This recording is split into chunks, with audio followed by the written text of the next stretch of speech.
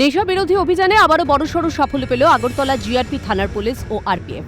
বুধবার সন্ধ্যায় আগরতলা রেলওয়ে স্টেশনের পে অ্যান্ড ইউজ টয়লেট সংলগ্ন পার্কিং এলাকা থেকে ৪৮ বোতল নিষিদ্ধ কাশির সিরাপ সহ এক যুবককে আটক করা হয়েছে। ধৃত যুবকের নাম ভাগারু কুমার, বয়স ২২ বছর, বাড়ি বিহারের রঘুপুর থানা এলাকায়।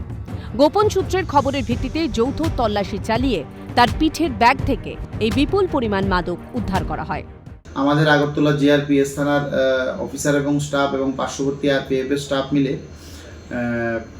যে আমাদের রুটিন চেক আপ, ওই চেক আপের সময় ১ নম্বর প্ল্যাটফর্মে আগরতলা রেল স্টেশনের একটি বিহার রাজ্যের ছেলেকে আটক করে, যার নাম ভাগারু কুমার। তার কাছে একটি পিট্টু ব্যাগ ছিল, সে সাসপিশিয়াসলি মুভমেন্ট করছিল, তখন তাকে আটক করা হয়। তারপর তার ব্যাগ থেকে আমরা সর্বমোট ৪৮ বোতল অবৈধ নেশার কফ সিরাপ তা উদ্ধার করি। তারপর তাকে আমরা আটক করি। আটক করার পর তাকে আগরতলা জিআরপিএস থানায় আনা হয় এবং তার বিরুদ্ধে একটি এনডিপিএস ধারায় আমরা মামলা নথিভুক্ত করি। পুলিশ সূত্রে জানা গেছে, উদ্ধারকৃত এই মাদক সিরাপের আনুমানিক বাজার মূল্য প্রায় ৫০,০০০ টাকা।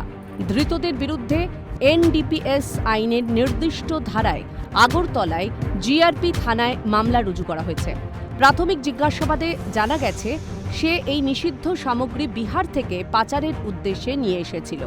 এই চক্রের সঙ্গে আর কারা কারা জড়িত তা খতিয়ে দেখতে পুলিশ তদন্ত শুরু করেছে। ত্রিপুরা থেকে দেবাশিস বোসের রিপোর্ট, সিএন ত্রিপুরা।